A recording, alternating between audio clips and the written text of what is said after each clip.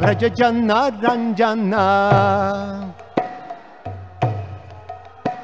Jashoda Nandana Brajajana Ranjana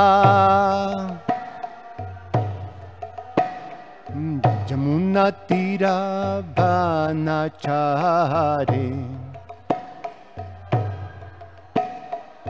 Jamuna Tira Banachari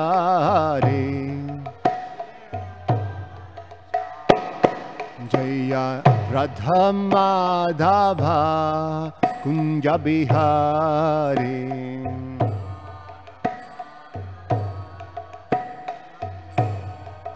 Jaya Radha Madhava Kunja Bihari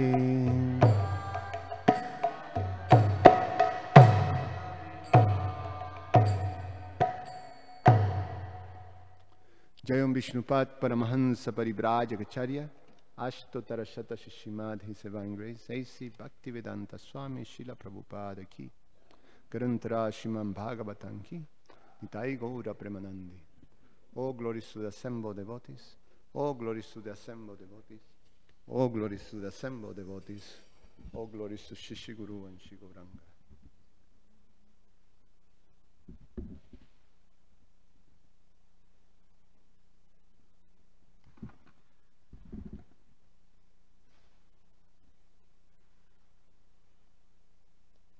Om Namo Bhagavate Vasudevaya.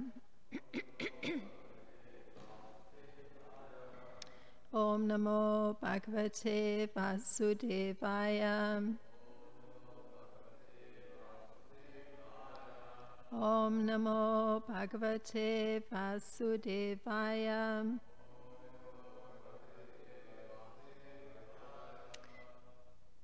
So this morning we'll be reading from the chapter entitled The Dynasty of Ansuman, and that is Canto 9, Chapter 9, and the text we're doing is text 7. So we can chant the text responsibly. Darayishyati te vegam Rudrastvatma sariranam Yasmin notamidam protam Vishvam sattva tantushu Darayishyati vegam Rudrasvatma sariranam Yasmin notamidam protam Vishvam sattva tantushu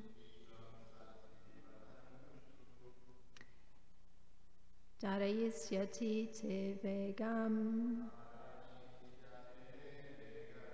Rudrasvatma sariranam Yasmin otamidam protam Vishvam sattva tantushu. Please chant.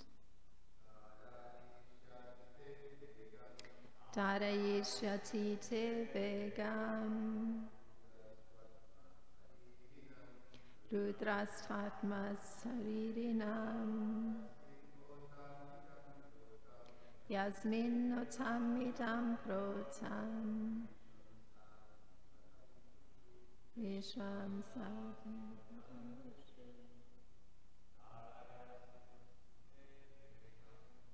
Yishyati vivekam Rudrasvatma shariranam Yasmin nidam mitam protam Vishvam sativa tantishu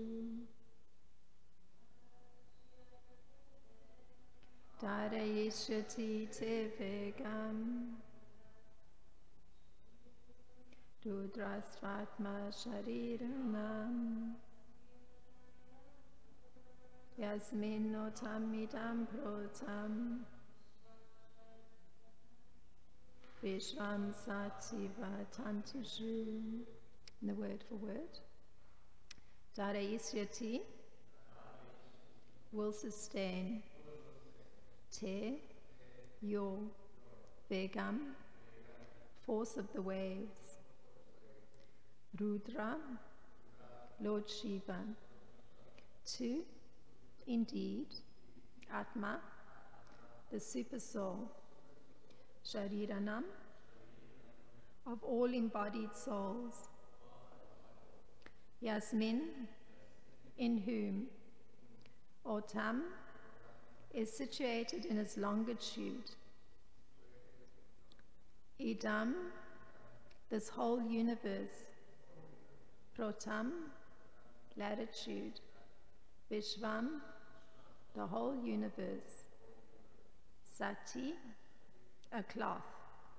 Iba, as. Tantushu, in threads. So the translation by Srila Prabhupada. Like a cloth woven of threads, extending for its length and breadth, this entire universe in all its latitude and longitude is situated under different potencies of the Supreme Personality of Godhead. Lord Shiva is the incarnation of the Lord, and thus he represents the super soul in the embodied soul. He can sustain your forceful waves on his head. Purport. The water of the Ganges is supposed to rest on the head of Lord Shiva.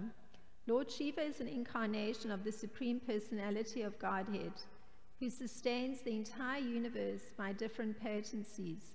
Lord Shiva is described in the Brahma Samhita 5:45.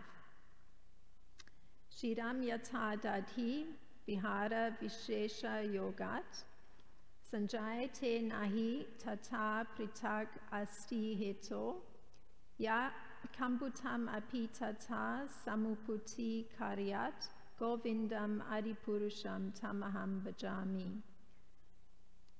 Milk changes into yogurt when mixed with the yogurt culture, but actually yogurt is constitutionally nothing but milk. Similarly, Govinda, the Supreme Personality of Godhead, assumes the form of Lord Shiva for the special purpose of material transactions.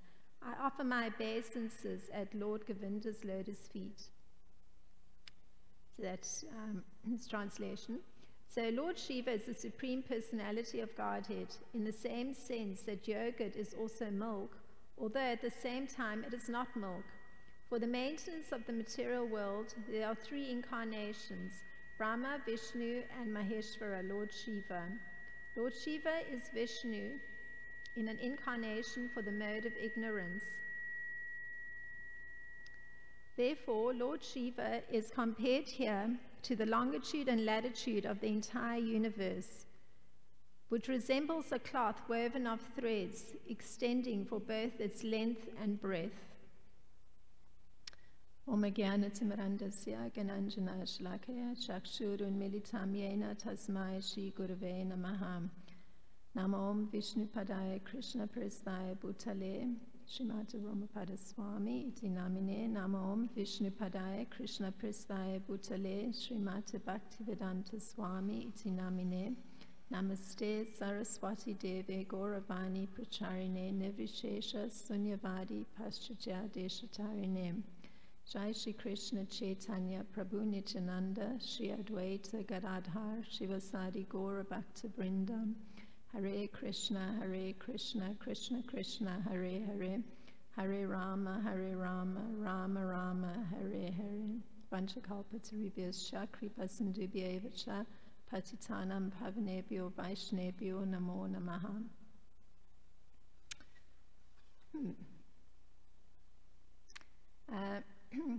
So I thought to take the approach this morning of kind of putting into perspective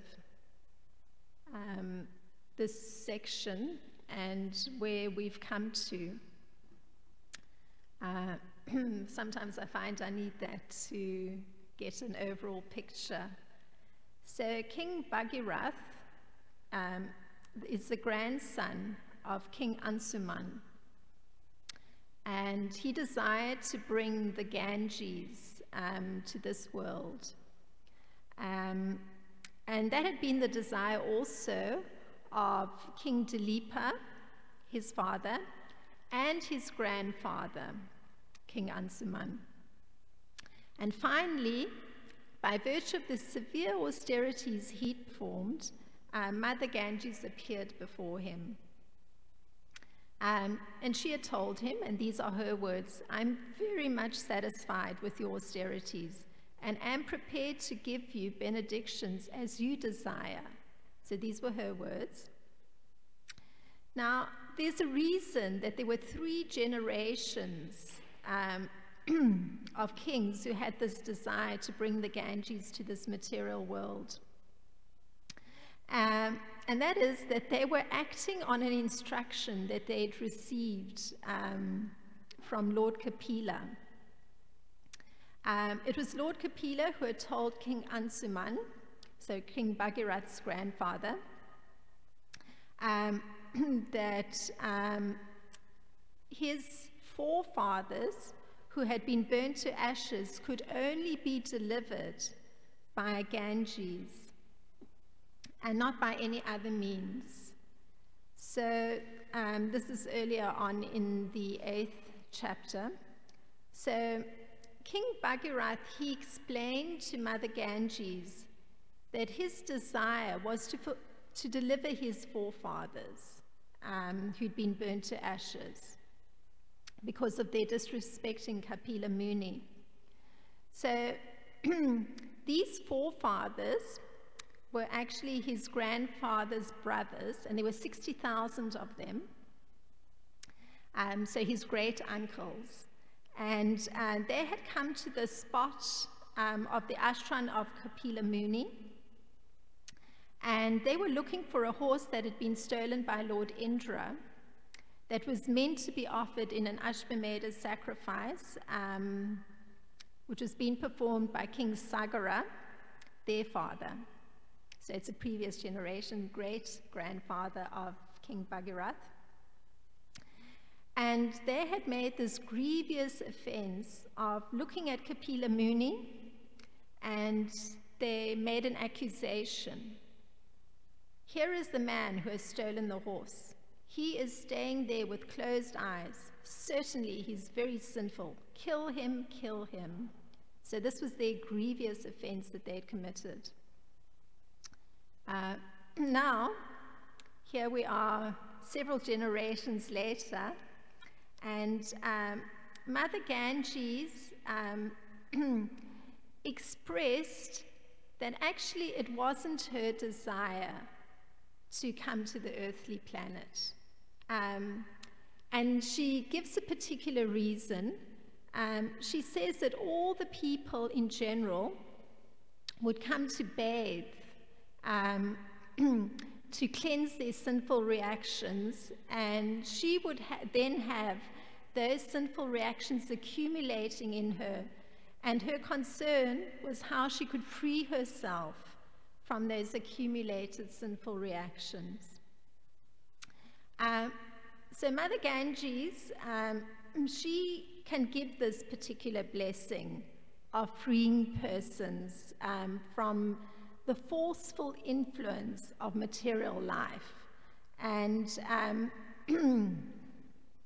this is generally seen that by worshipping her, or simply by bathing in her waters, which is a form of worship, a person gradually becomes a devotee of the Lord. And a person performing such worship is also seen to be very healthy. So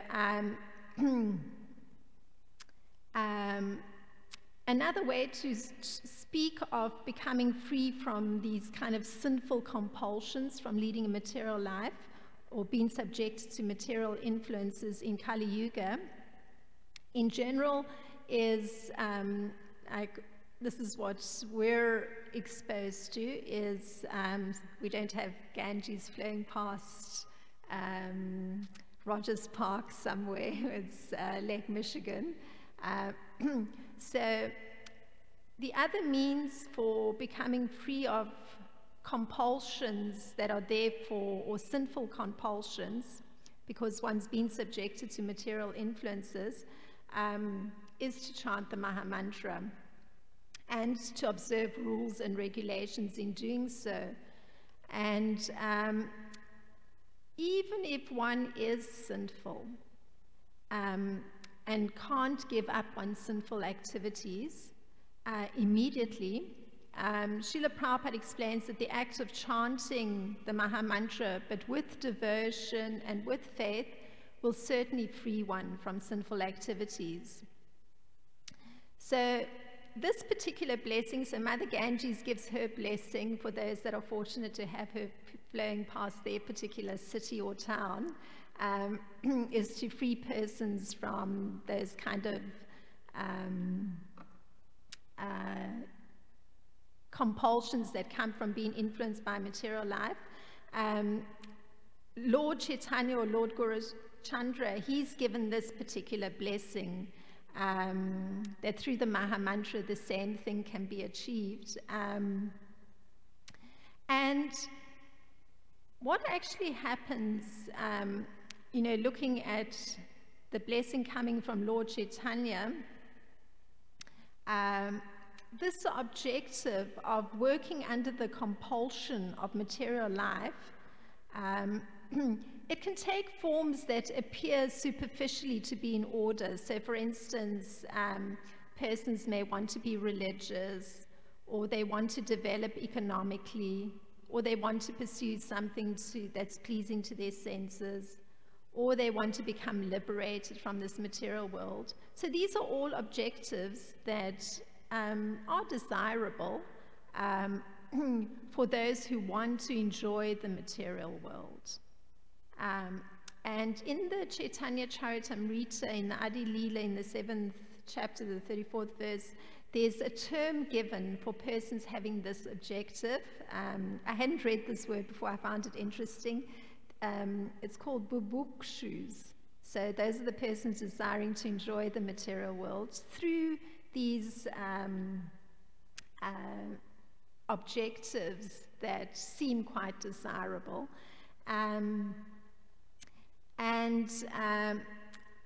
The other category of persons that are desiring liberation from this material world, they actually want to become free,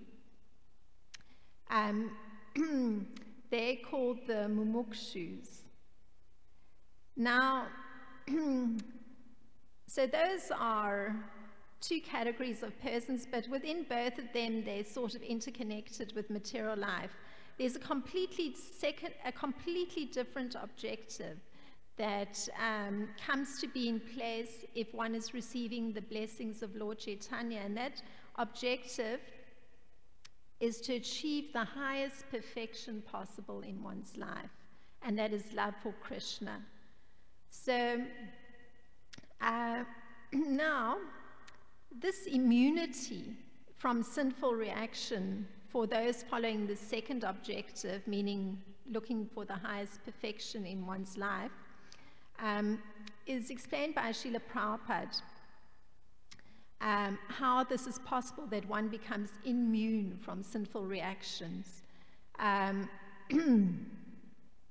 Srila Prabhupada explains it this way, that the Krishna conscious person, he knows himself to be part and parcel of Lord Krishna, so he knows that his activities are not actually his own activities, but that particular activity that he's performing is being done through him by the Supreme Lord. So it's a very intricate understanding. And so in the same way, let's say there's, this is the analogy that Srila Prabhupada uses. There may be some projecting piece of wood, but then there's a piece that's going to allow for it to be inserted because there's a gap there. So there's like a perfect fit. So that analogy is used by Srila Prabhupada to explain how a Krishna conscious person also fits his desires perfectly with the desires of the Supreme Lord. And he doesn't then have he doesn't have that first objective of persons who are in the material world of wanting to gratify the senses or wanting to be religious or wanting to develop economically. So those kind of objectives are not there in the Krishna conscious person, because his understanding, just based on this understanding of fitting his desires with the desires of the Supreme Lord, he does his activities or his work just enough to keep himself healthy and fit so that he can perform service to the Lord. So the real objective always is service to the Lord, and that goal of attaining love for the Supreme Lord. So Srila Prabhupada explains that following this objective means that, and this is part of, it's a very practical explanation of why it is also that one doesn't get so caught up in that first material objective. There's actually very little time left to falsely try and possess some material object. And also, one doesn't get involved in looking for unfair means to accumulate money, because these are the things that go along with having material objectives. And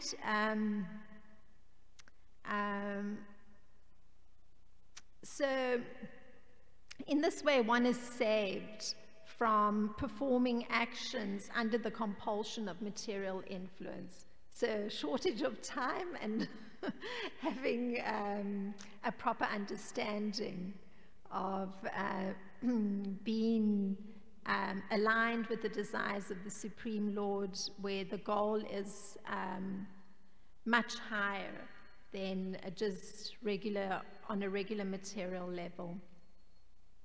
And Krishna gives an explanation of this kind of causal relationship, because he explains that these are his words, a man of understanding acts with mind and intelligence perfectly controlled, gives up all sense of proprietorship over his possessions, and acts only for the bare necessities of life. Thus working, he's not affected by sinful reactions. I'll read the Sanskrit too, because it's kind of significant. This is from 421 Bhagavad Gita. Nirashir yata chitatma tyaktva sarve parigrabaha shariram kevalam karma kurvan napnosti kilbisham. So Mother Ganges now gives a second reason for why she's reluctant to come to this earth. And these are her words. When I fall from the sky to the surface of the planet Earth, the water will certainly be very forceful. Who will sustain that force? If I'm not sustained, I shall pierce the surface of the earth and go down to Rasatala, the Patala area of the universe. And King Bhagirath, he addresses this concern of Mother Ganges. And his response is that Lord Shiva can sustain the forceful waves on his head. And if one looks at it this way, the Supreme Lord, he sustains the entire universe by his different potencies, or his spiritual strength. And this is borne out because if we go way back to where this whole narration of the various members of this dynasty and their activities are related by Sukadeva Goswami. Sukadeva Goswami begins from that position. He actually says that the Transcendental Supreme Person, the super soul of all living entities who are in different statuses of life, high and low, existed at the end of the millennium when neither this manifested cosmos nor anything else but him existed. So he begins from that position in this whole narration to where we've come up to. So that's the starting point, because from that position of the Supreme Lord existing as a super soul of all living entities, from there Sukadeva Goswami goes on to describe how the Lord creates one thing after another after another. And earlier, King Bhagirath too, he told Mother Ganges that the sinful reactions accumulated from people, those who are following that first objective of kind of finding a way of getting reasonably comfortable in material life, can be counteracted by those devotees who are in the renounced order and are expert in following regulative principles. And they're very pure in their behavior. So, in fact, it's those devotees that can deliver even Mother Ganges, which is rather extraordinary. And this is stated by Maharaj Yudhisthira too. So it's not only King Bhagirath saying this to Mother Ganges, but Maharaj Yudhisthira, he's having a conversation with Vidura, and he wants to know about Vidura's having gone on pilgrimage and the places where he stayed at, and he gives a comment. He says, "My Lord, devotees like your good self are verily holy places personified. Because you carry the personality of Godhead within your heart, you turn all places into places of pilgrimage." This is right in the first canto in the 13th chapter of Srimad Bhagavatam. So it's an understood thing, the glorious position of those following the second objective of looking just to perfect their lives by attaining love for Krishna. So, and those persons who actually have become very perfect in executing all those rules and regulations connected to chanting the Maha Mantra as a means of being kept free from sinful reactions. So those very same personalities can even deliver Mother Ganges or her concern about how she's going to become free from all those accumulated sinful reactions from all those persons that are following the first objective of somehow trying to enjoy material life in some way. So by the presence of the pure devotees means that they don't have any mixture in terms of their objective. They're very clear. And the accompanying devotion, one can perceive the omnipresence of the Supreme Lord. In fact, the presence of those very great devotees with their unmixed objective, by their presence, the presence of the Supreme Lord becomes almost palpable. One can almost touch it. I mean, I find, I was thinking about this a little. I remember my first exposure coming to the Brooklyn Temple and meeting my spiritual master. At that time, I didn't know personality would be my spiritual master, but it was so tangible to me that there had to be the existence of Lord Krishna just by virtue of this personality and the purity of this personality. Like, it left no doubt in my mind. So I think this idea that the presence of the pure devotee makes it very palpable, the existence of the Supreme Lord. And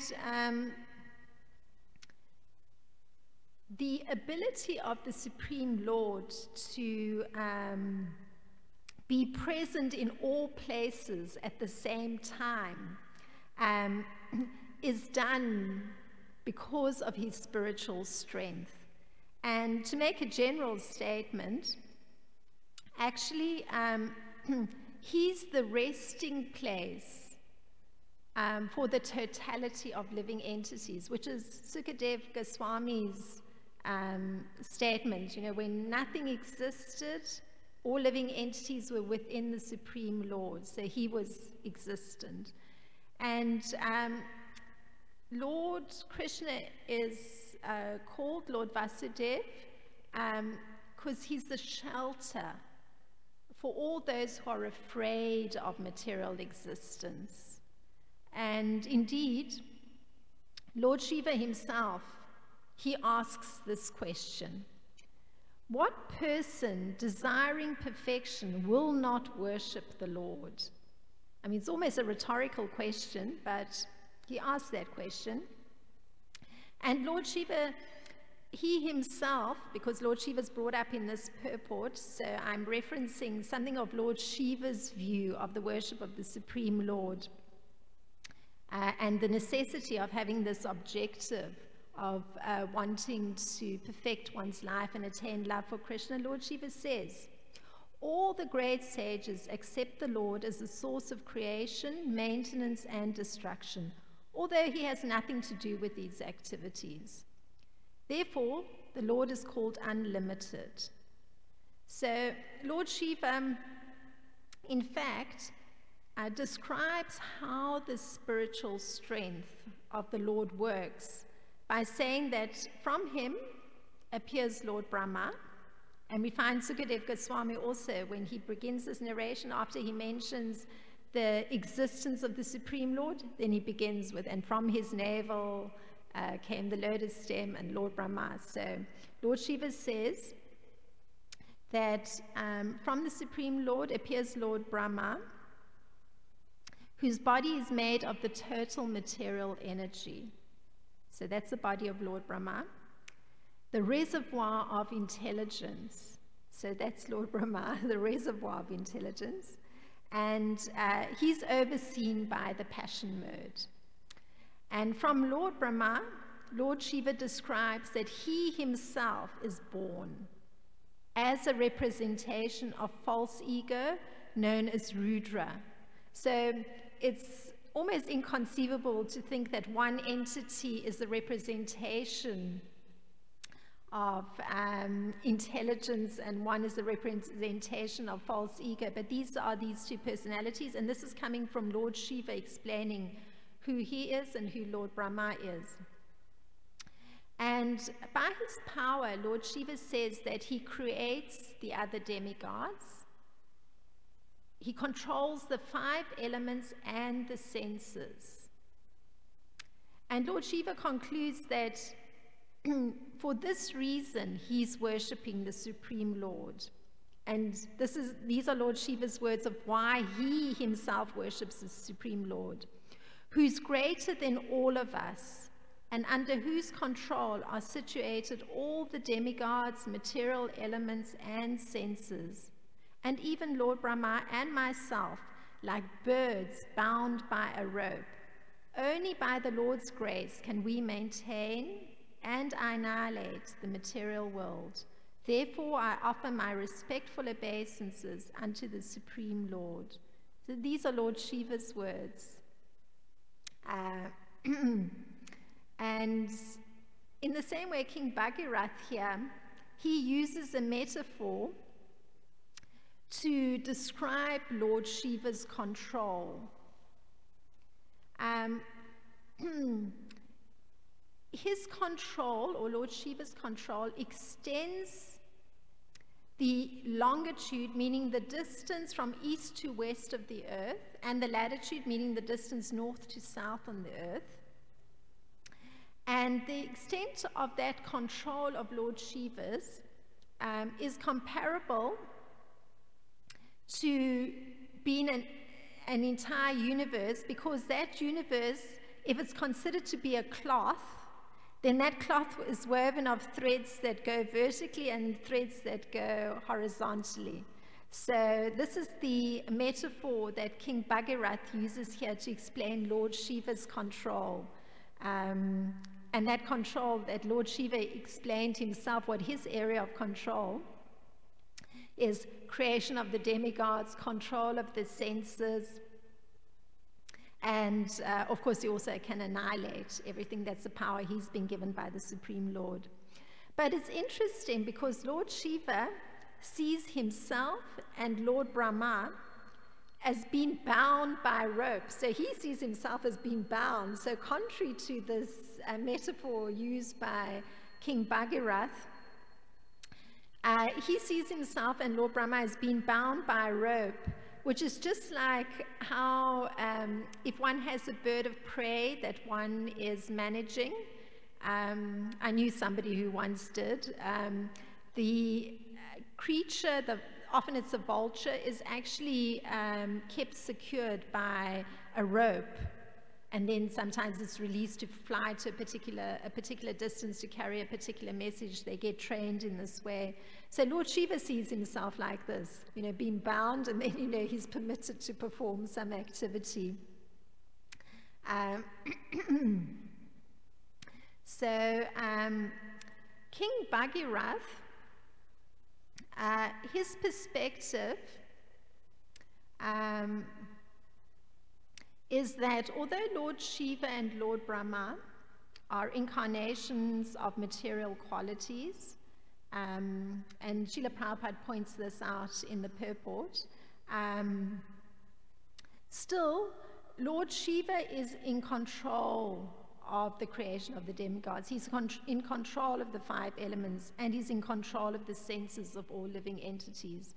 And so he actually has a really wide sphere of control. And this is the reason that King Bhagirath gives for why it is Lord Shiva who can actually take care of this concern of Mother Ganges, that somehow by his great strength, by this control that Lord Shiva sees that he's been allowed to have by the Supreme Lord, he will be the one who will be able to sustain the forceful waters of the Ganges on his head and not permit her to go further into the lower regions of the universe. So these are some thoughts based on this text that was read today. So if there's any thought to expand our discussion.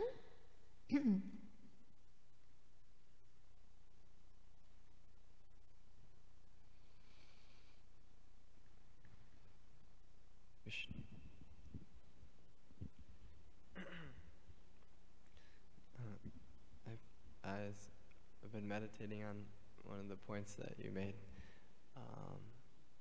about being too busy for engaging in sinful activity. Yes.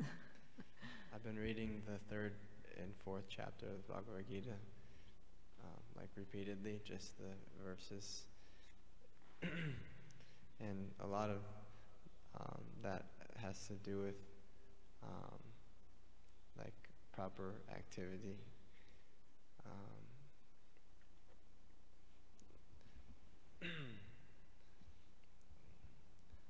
So just for like also for preaching, I've been meditating on the verse of how not to disturb the minds of people who are in ignorance, but to engage them in all sorts of activities. So I've been thinking about that as a kind of a mood for preaching, rather than to expect people to give up so many things, but rather just try to provide activities for them to do, and like make Krishna conscious activities exciting and appealing to them, and allow them to engage in the activities, and then they'll experience a higher taste and a higher experience if they get to engage in those activities. So rather than trying to get them to stop everything, just try to get them to engage in some Krishna conscious activities. I find that's a nice mood of preaching. Oh, thank you very much, Giridhari Prabhu, for sharing something that you're meditating on in your area of work. Well, no doubt, because you do like to perform the activity of chanting the Mahamantra congregationally, those persons will actually be engaging in that activity of chanting the Mahamantra, which is the most powerful activity that starts to halt sinful activity. The way or that influence of material life is automatically kept at bay by engaging in the chanting of the Mahamantra.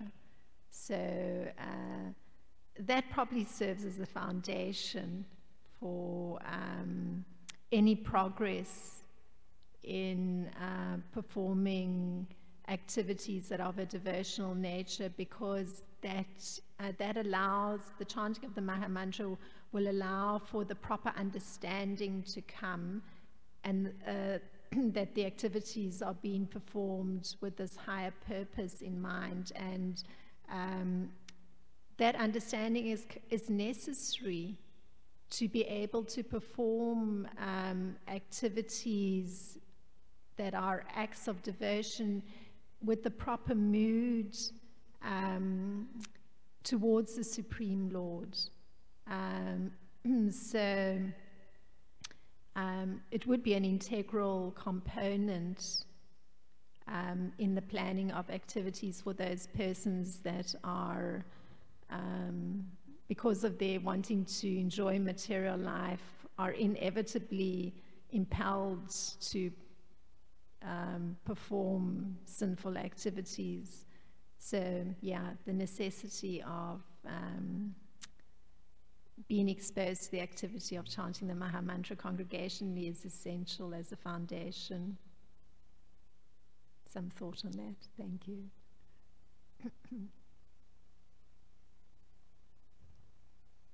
Okay, so thank you very much for your kind attention. Srila Prabhupada Ki Jai.